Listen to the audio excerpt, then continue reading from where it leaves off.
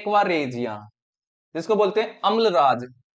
यहां पर लिखता हूं एक्वारेजिया, एक्वारेजिया,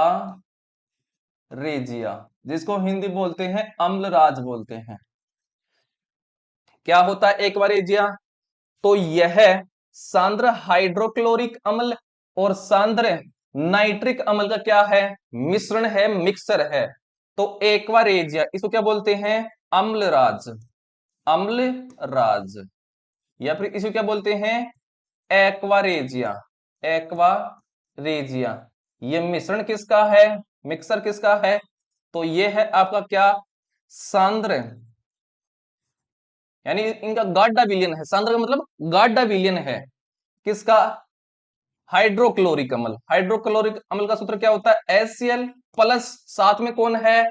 सांद्र नाइट्रिक अम्ल, मतलब गाढ़ा ही वह है। सांद्र का मतलब क्या होता है? गाढ़ा।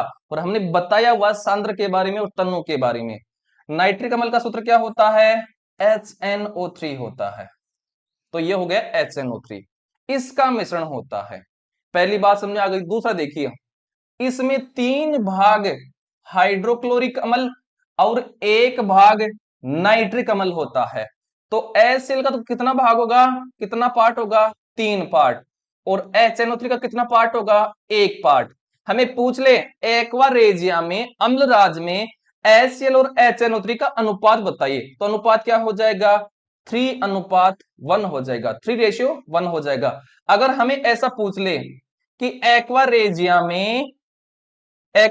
में HCl HNO3 क्या? HNO3 और HCl का रेशियो बताइए, ऐसे पूछ लेगा। तो हम क्या कर देंगे? उल्टा। HNO3 के कितने अणु हैं? 1 है। और HCl कितने हैं? 3। तो ये 3, तो ये हो जाएगा 1:3 हो जाएगा। ये बात समझ में आ गई होगी। इसी प्रकार से क्या होते हैं? क्वेश्चन बनते हैं, क्वेश्चन फॉर्मेशन होता है। अगला देखिए, यह भभकता द्रव्य होने के कारण क्या है? प्रबल संक्षारक है, मतलब ये किसी भी धातु को गला सकता है, ऐसा मिश्रण है। यह है गोल्ड, गोल्ड को क्या बोलते हैं? सोना। और सोने का प्रतीक क्या होता है? Au होता है।